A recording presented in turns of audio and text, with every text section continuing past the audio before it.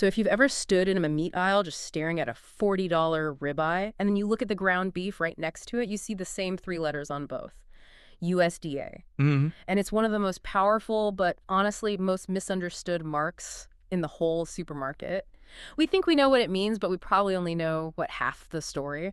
It's the perfect camouflage, really, because the USDA seal represents two completely different jobs.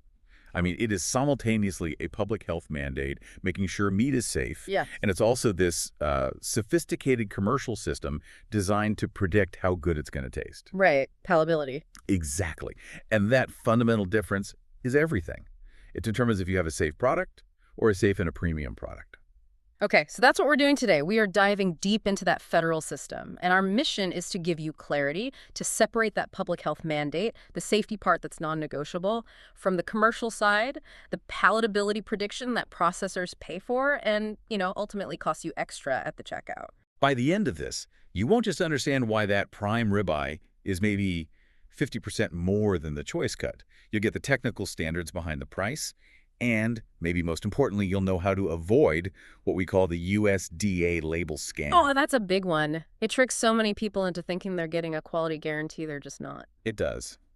So let's start with the structure, because the confusion is really built into the USDA itself. You've got these two very different agencies doing two different things. That's right. So first up, you have the Food Safety and Inspection Service, or SIS. Think of them as the public health watchdog. Their entire job is safety and wholesomeness. And their inspection is mandatory for any meat that's sold across state lines. Mandatory. And it's governed by the Federal Meat Inspection Act. And here's the key part. It's paid for by our tax dollars. It's a public good. So FSIS is the safety floor. Every single package of meat you see on the shelf has to clear this hurdle first, even if it has no quality grade at all. So how does that inspection actually start? It's a really rigorous process, and it begins while the animal's still alive, on the hoof. This is the pre-mortem phase. Before anything happens. Right. And you have inspectors, who are often highly specialized veterinarians, physically on site, looking for what we call the 4Ds. The 4Ds. Okay, what are they? They're looking for animals that are dying, dead, diseased, or disabled. And why is it so critical to catch those four things before the animal even enters the processing facility? It's all about prevention. An animal that's visibly diseased or dying could have, systemic infections or other issues that could contaminate the whole food chain, even if you cook the meat thoroughly. So it's a firewall. It's a complete firewall. By identifying them in the live state, they're immediately, ethically barred from the food supply. It's a non-negotiable first step to make sure only healthy livestock proceed. Okay, so let's say an animal passes that 4D screening. What happens post-mortem? I imagine that's even more intense. Oh, it's an exhaustive diagnostic exam. As the carcass is processed, inspectors are looking at all the internal organs, the liver, lungs, heart, spleen, and especially the lymphatic systems. What are they looking for there? Things like abscesses, certain parasites, any sign of a disease that might not have been obvious when the animal was alive. If a carcass fails this inspection, it is completely condemned, diverted away from human food entirely. And if it passes that whole gauntlet, it finally gets its seal of approval. It gets the legendary sign-off. Yeah. The round purple inspection stamp. It's actually made of a food-grade vegetable dye, and it certifies that the meat is wholesome. You probably won't see that purple stamp on your steak, though. Right, because that part of the carcass is usually trimmed off. But the retail package has to have the establishment number, that little keft with some numbers after it. That's the permanent record linking your package right back to the federally inspected facility where it was processed. Okay, so that's the safety floor. It's mandatory. It's paid for by taxpayers. Now we get to the completely separate system, the voluntary one, the one about taste and money. Yes, now we're talking about the Agricultural Marketing Service, or AMS. They handle quality grading. And this is totally different. Totally. Grading is a commercial fee-for-service model. The big packing houses, they request this service, and they pay the grader for their time. How much are we talking? As of 2025, it's about $175 per hour. Wow, $175 an hour. Oh. That really puts a financial weight behind that little shield, doesn't it? The whole system is clearly set up to maximize the value of a high-quality product. Exactly. And because it's voluntary, a lot of beef actually enters the market with no official grade at all. We call that no-roll beef. And what does no roll mean for the consumer? Is it always bad beef? Not always, but usually. Most of the time, no roll is lower tier beef that wouldn't even make the select grade. But, it could also be from a small niche processor who just decided that paying 175 bucks an hour wasn't worth it for their small operation. But the big guys, they're always going to grade. Oh, absolutely. The big commercial packers, they grade everything that has a shot at hitting choice or prime because the price premium they get for that grade far outweighs the fee. It's a guaranteed return on investment for them. Okay, let's get into the weeds. When that AMS grader shows up looking at this huge carcass, how do they decide if it's prime, choice, or select? Where are they even looking? They look at a very specific spot. It's an anatomical window, really. The cross-section of the ribeye muscle, the scientific name, is the longissimus dorsi. And they get that by cutting between the 12th and 13th ribs. Exactly. That one surface gives them the perfect view to assess two core things. First, the animal's physiological maturity, basically its age, and second, the density of the intramuscular fat, what we all call marbling. Okay, let's take maturity first. They don't have birth certificates for these animals, so how do they figure out the age? They use what's basically nature's clock, skeletal ossification. They're looking at how much of the cartilage in the bones has hardened into actual bone. It's an objective way to see the animal's biological age. And that's broken down into different groups. Yep, 5 maturity groups, from A to E. An A maturity animal is the youngest, we're talking 9 to 30 months old. Its bones are still soft, reddish, and porous. And that's what you want for the best grades. That's what you need. To even be eligible for prime, choice, or select, the carcass has to be maturity A, or maybe very early B. And what's on the other end of the spectrum, like a maturity E? A maturity E animal is old, over 8 years. Its bones are fully ossified, hard, white. And that age means the connective tissue is tougher and the meat itself is darker and more coarse, just much less palatable for a steak. So age sets the baseline for tenderness. But the real star of the show, the thing that drives that huge price difference, is the marbling. Marbling is the superstar, 100%. And it's defined as those little flecks of intramuscular fat, the fat inside the lean muscle tissue. That's a key distinction, right? It's not the big cap of fat on the outside? No, it's not the exterior fat or the fat between muscle groups. It's the fat woven right into the muscle itself. And that's what makes all the difference in the eating experience. How so? What does it actually do? It's all about lubrication and flavor. When you cook the steak, that marbling, that intramuscular fat, it liquefies, it melts. So it's like it's basting itself from the inside out. That's a perfect way to put it. That melted fat coats the muscle fibers, keeps the meat from drying out. But it's also a delivery system for flavor, for all those fat-soluble aromatic molecules that make beef taste so rich.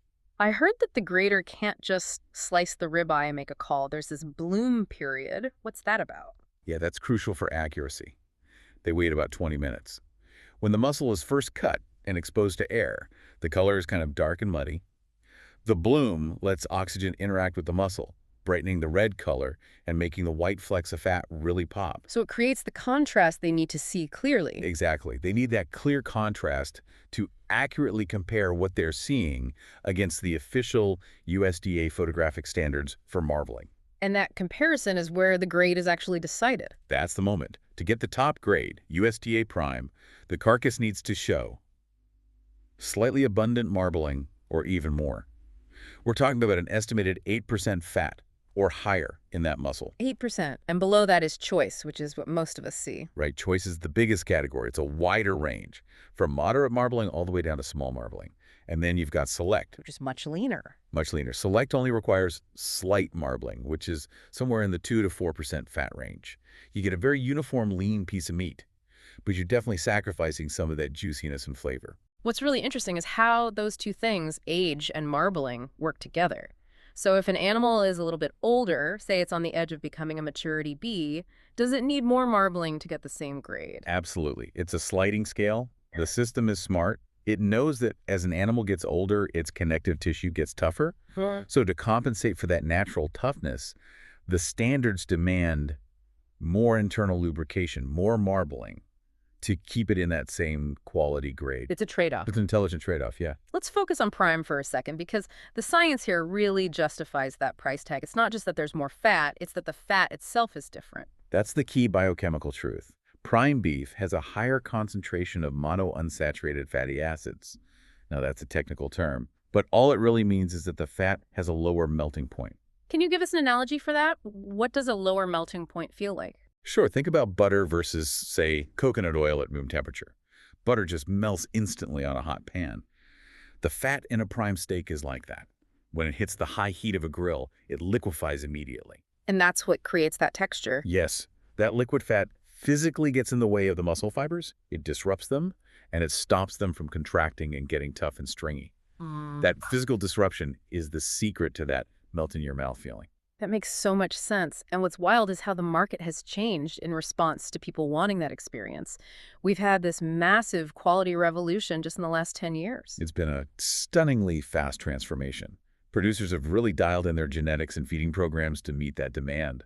By August of 2025, the amount of U.S. beef grading prime hit an all-time high of 11.5%. 11.5. What was it before? A decade ago, back in 2014, it was only about 4%. So a huge leap. And that huge increase in prime has to have an effect on the other grades. It absolutely has. Mm-hmm. The market share for select grade has just collapsed. It fell to under 11% by late 2025. And because select is now so scarce, a lot of buyers who used to get that are now forced to move up to choice. But even with all this extra prime on the market, the price gap is still there. It is. It's the price of excellence. You look at retail prices from winter 2025, a prime ribeye still commands a 30 to 50% premium over a choice one. You know, you're talking $25 to $40 a pound for prime versus maybe $15 to $25 for choice.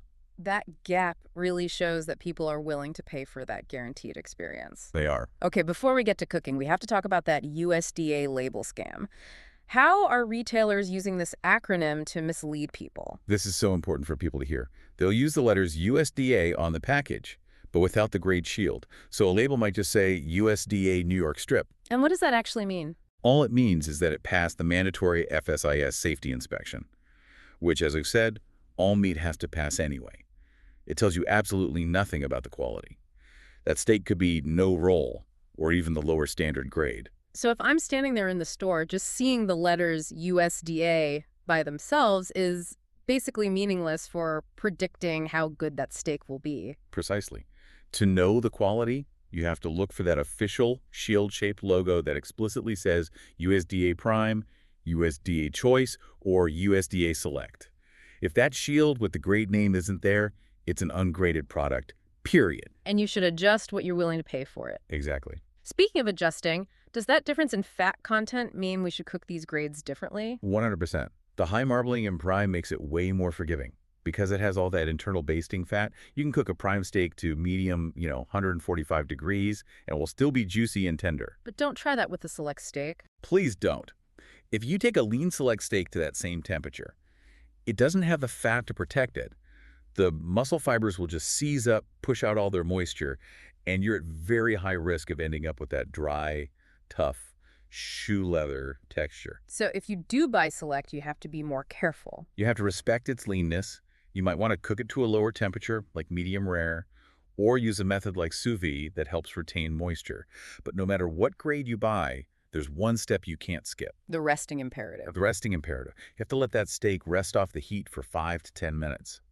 The muscle fibers need time to relax and reabsorb all those juices. If you slice into it right away, all that flavor just pours out onto your cutting board. And it keeps cooking a little bit while it rests, too. It does. That's carryover cooking. The internal temp will rise another 5, maybe 10 degrees. Before we wrap up, we should touch on private brands like certified Angus beef. How do they fit into all this? CAB is a great example of what we call a quality overlay.